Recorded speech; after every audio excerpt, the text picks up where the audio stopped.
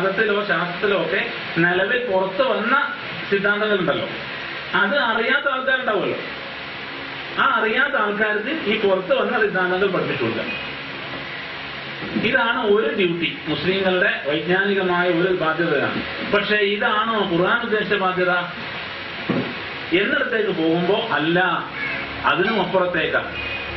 ആരും അറിയാത്തത്, അറിവിൽ പൊതുവായി വരാത്തത്, പൊതുസമൂഹത്തിലെ അറിവിൽ വരാത്തത്, വരൽ നിർബന്ധമുള്ളത്, ഇത് പറയാൻ പറ്റണം.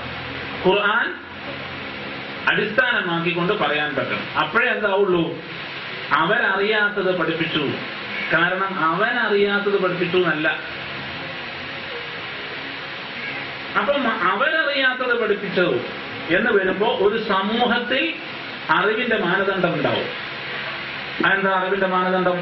ഒരു ഫിസിക്സ് തിയറി ഒരു ഫിസിസ്റ്റ് പറയുക, ഒരു മെഡിക്കൽ തിയറി അതിന്റെ അതോറിറ്റി പറയുക. ഇതാണല്ലോ നമ്മൾ സർവാംഗീകൃതമായി അംഗീകരിച്ച രൂപം. അവിടെ നിന്ന് വരാത്തത്, പക്ഷേ അത് ഖുർആനികമായ ഒരു അടിസ്ഥാനത്തിൽ പറയാൻ പറ്റണം.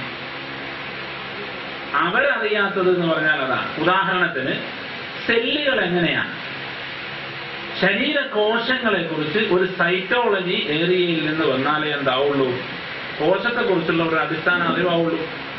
അല്ലെങ്കിൽ ഒരു ഔദ്യോഗിക അറിവാവുള്ളൂ. അടിസ്ഥാന അറിവായിക്കൊള്ളുന്നില്ല, പക്ഷെ ഔദ്യോഗിക അറിവാവുന്നുള്ളൂ. അപ്പൊ കേരളത്തിൽ സൈക്കോളജി ബിരുദമെടുത്തവരെങ്കിലുമായ ആളുകൾ പറയുന്നതേ എന്താവുള്ളൂ, കോശവിജ്ഞാനം ഇതൊക്കെ വന്നിട്ടുമില്ല. ഇതാണ് എന്നും തിബുൻ നബവിയുടെ ഇമാമുകൾ മുസന്നിഫുകളൊക്കെ നിർവഹിച്ച ദൗത്യം.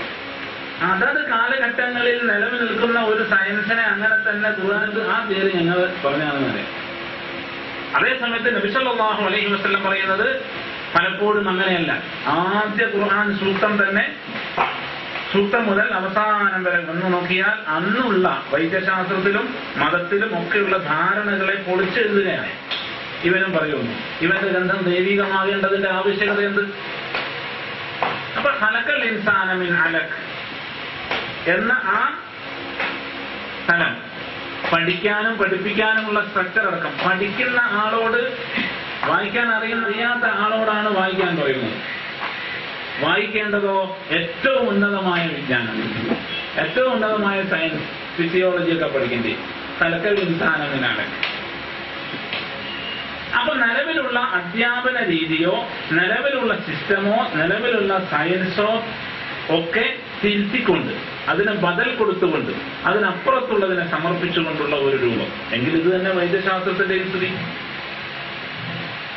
അപ്പൊ ശരീരത്തിന്റെ ഉള്ളം, ഇപ്പോ സൈക്കോളജി പറയുന്നത് കോശങ്ങളുടെ അകം ഇരുട്ടാണെന്നാണ്.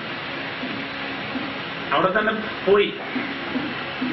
ഇപ്പോ നിങ്ങൾ ജിനോം പ്രോജക്റ്റിൽ പങ്കെടുക്കുന്ന കേരളീയനായ ശാസ്ത്രജ്ഞനെ കുറിച്ച് കുറച്ച് കഴിഞ്ഞ ആഴ്ച മുമ്പ് ഒരു ലേഖനം വന്നിരുന്നു. അതിൽ പറയുന്നുണ്ട് കോശങ്ങളുടെ ഇരുണ്ട ഗർത്തങ്ങളിലൂടെ സഞ്ചരിച്ച ശാസ്ത്രജ്ഞന്മാരിൽ. എന്തുകൊണ്ടാണ്? അത് സൈക്കോളജിന്റെ രൂപമാണ്. അപ്പൊ കോശങ്ങളുടെ ഉള്ളകം ഇരുട്ടാണ്, രക്തത്തിന്റെ ഉള്ളകം ഇരുട്ടാണ്. അതേസമയം നബി സല്ലല്ലാഹു അലൈഹി വസല്ലം പറയുന്നത് അല്ലാഹുമ്മ ജഅൽ ഫീ ദമി നൂറൻ, ദമീ നൂറൻ, എന്റെ രക്തം പ്രകാശമുള്ളതാക്ക്. അപ്പൊ ഇത് രണ്ടും കൂടി യോജിക്കണില്ല. അപ്പൊ സയൻസ് എപ്പോഴും അതിന്റെ ഭാഗികതയിലോ അല്ലെങ്കിൽ അതിന്റെ അബദ്ധത്തിലോ ആണ് നിൽക്കുക. അള്ളാഹുവിൽ നിന്നുള്ള വിജ്ഞാനം അതിന്റെ ഒറിജിനൽ തലത്തിലുമാണ് നിൽക്കുക. അപ്പൊ അത്തിബുൻ നബവി സല്ലല്ലാഹു അലൈഹി വസല്ലം പ്രകാശം ആണ് കോശങ്ങളുടെ അകത്ത്, മൂലകങ്ങളുടെ അകത്ത്, രക്തത്തിന്റെ അകത്ത് ലക്ഷ്യം വെക്കുന്നത്. ആ പ്രകാശമാണ് യഥാർത്ഥത്തിൽ ശക്തി.